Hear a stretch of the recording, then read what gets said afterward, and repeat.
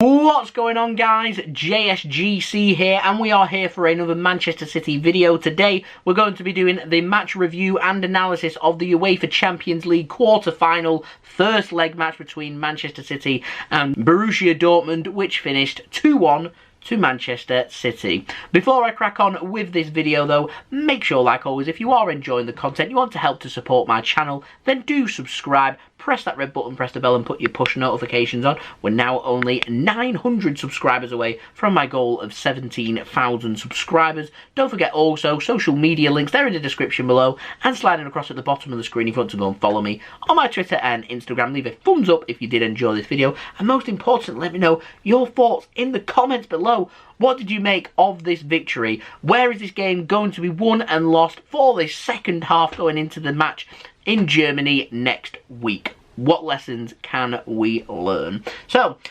starting off with the review for this game.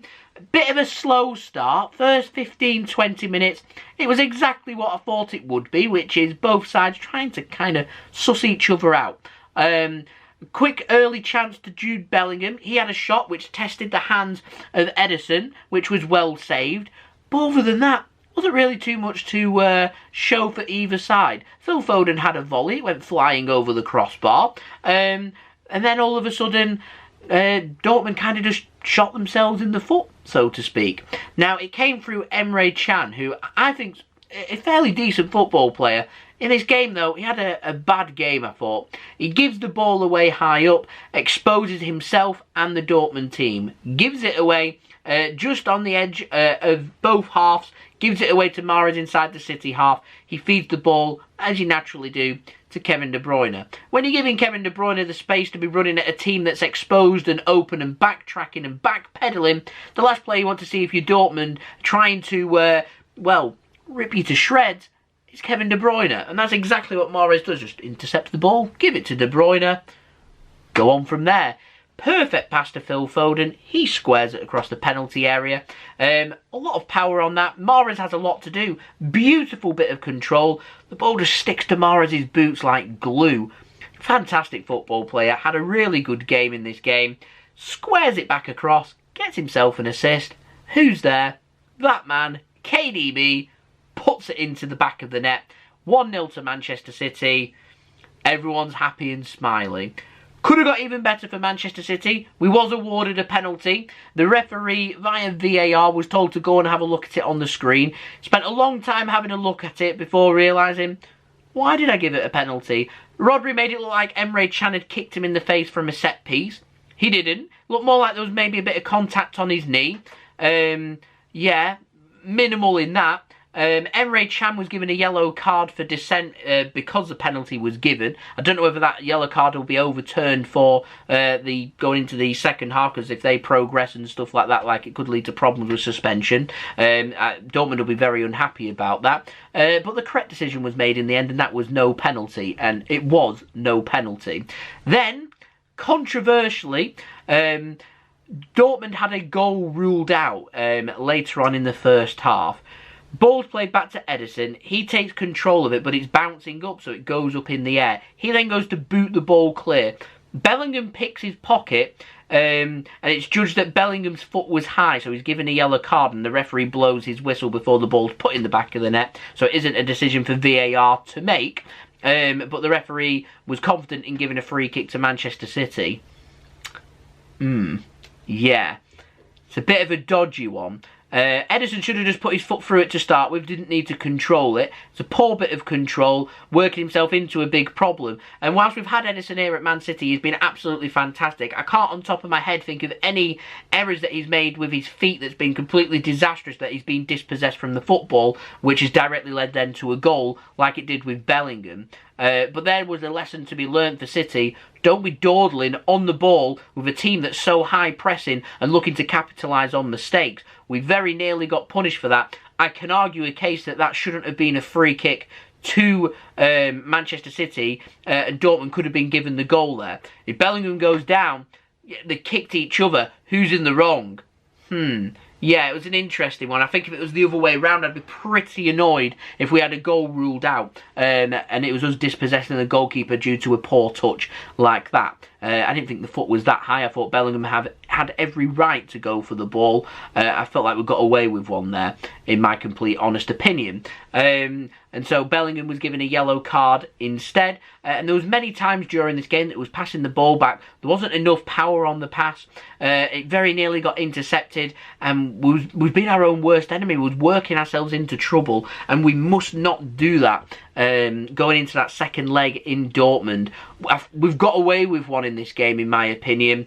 It could have been a lot worse, this, for Manchester City. Could have been better. Could have been a lot worse as well. We need to be very careful in Germany, though, which I'm sure that we will. We're away from home. It's Dortmund that need to make something happen there. So I think City will go, not extra cautious, but we'll go with extra numbers there to ensure that mistakes aren't happening and that we are being clinical. Going into the second half, speaking of clinical, I didn't think we was that clinical. 2 or 3 very good opportunities. They were wasted. Majority of them fell to Phil Foden. Straight at the goalkeeper. There was a great pullback from De Bruyne to find Foden. He just casually guides it back towards the goalkeeper and he makes a good save. The goal was gaping. The killer second goal that City were looking for, it was right there. It's very frustrating for City that we wasn't having these, we was getting these opportunities and we weren't putting them in the back of the net. Haaland and Dortmund looked very frustrated that they weren't getting the opportunities and they couldn't find the back of the net. There wasn't too much service to Haaland. I felt like Dortmund's only other opportunity other than their goal came from a free kick 20 yards out, which was again wasted by Marco Reus. So I thought City in this game did a very good job of keeping Erling Haaland quiet. However, he's a top quality striker. He had a brilliant opportunity. Good bit of defending from Ruben Dias. Haaland had the pace. He had the strength on Ruben Dias. Ruben Dias did just enough when falling over to get a little flick to force Haaland wide for Ederson to make a good save. 2 or 3 times Ederson came off his line to make good interceptions and good saves for Man City. However, we never got that killer, illustrious second goal that we was looking for, and we got punished. Good interplay, good ball from Haaland. Flicks it on, finds Marco Reus, he's on the left-hand side, gets himself an angle onto his right foot. Ederson gets a good hand onto it, isn't enough, goes into the back of the net. And for the final 5 minutes, City led for a very, very long time in this game. I thought, this isn't a good result to be taken back to Germany. This is a really bad result. Quarter-final stage again. Here we go again. Where do we go from here? And I said that we needed to find a goal if we seriously want to go through to the semi-final. I said on my live watch-along, these next 5 minutes, we need to find that goal. And we did. And it was Phil Foden. It was probably the most difficult opportunity of the night. What a ball over from Kevin De Bruyne to Ilkay Gundogan. He just passes it back to Foden. First time, not even thinking, just glides his foot through it and puts it into the back of the net. 2-1 to Manchester City. Slender advantage to take to Germany, but an advantage nonetheless. All to play for next Wednesday, and like I said, it is only half time. All to play for next week, so we move on. Now, for my analysis for this game, firstly, Pep Guardiola and substitutes. I'm fairly sure we had the option of 5 subs in this game. Big games coming up, Leeds, Dortmund, Chelsea, big games coming up. Premier League, Champions League, FA Cup semi-final. The option of 5 subs and he uses 1. Was chasing the goal last 5 minutes. We had Guerreiro on the bench. We only brought Jesus on for Bernardo Silva, but we had Guerreiro on the bench. Even when we went 2-1 ahead, why not bring some defenders on? We had Ake on the bench. We had Fernandinho on the bench as well. Laporte on the bench, Benjamin Mendy on the bench. We had all kinds of quality. Raheem Sterling on the bench as well.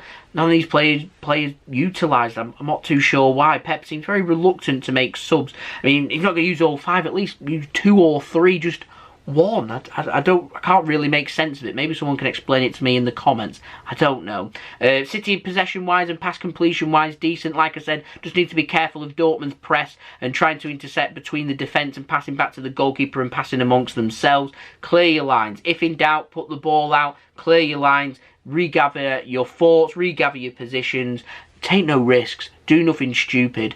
We will create opportunities. I saw enough about in this game that there's enough opportunities to be created by City. Dortmund are there. They're open. They're there for the taking in Germany. We just need to play a really good game. Dictate that game. Dictate when we want to go forward. Attacking numbers, defending numbers, and do nothing stupid. I'm confident if we do a really good game and we do nothing stupid, we will go through to the semi-final. But that is not going to be an easy game at all at the Signal Iduna Park, but I am really looking forward to it. In terms of an analysis for Dortmund, they need to find service, get Haaland involved much more. For Haaland to get involved in this game is having to drop deep. Yes, he can have the run on Ruben Dias. I thought John Stones had a really good game for City in keeping Haaland quiet, but obviously Marco Reus, I thought, had a good game in this game, trying to help in being able to create space and try and make stuff happen, but they wasn't making too much happen at any one time. They had enough about them to get the goal, but I felt like if they wanted it, there could have been 2 or 3 goals there for Dortmund, but they didn't have the creativity to do so.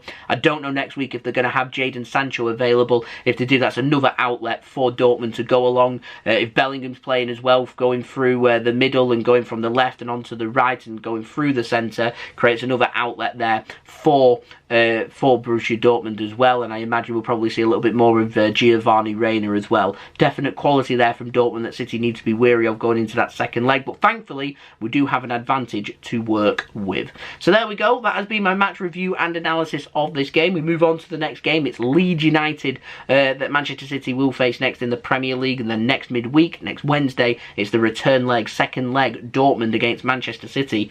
Who will make it to the semi-final? Will we face Bayern Munich or PSG? They play today for their first leg and then next Tuesday, so we'll know who we face before we face Dortmund again. I'll be doing live watch-alongs of that Bayern Munich versus PSG game tonight for everybody to look forward to. I will have the link out to that. That will be out later this evening, probably just before kick-off, like an hour and a half before kick-off for everybody to look forward to. So I'll see you all live for that tonight. If not, then I'll see you all again tomorrow. It'll be the preview for the Leeds game. If not, I'll see you all again for the watch-along of that Leeds game. It is a 12:30 BST PM kick-off time for that game.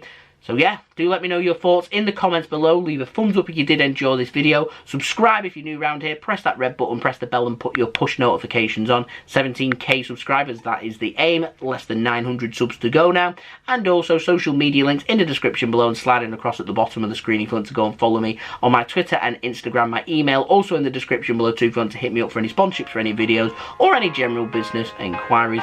Thank you everyone for watching. I hope everyone is safe and well too. I've been JSGC.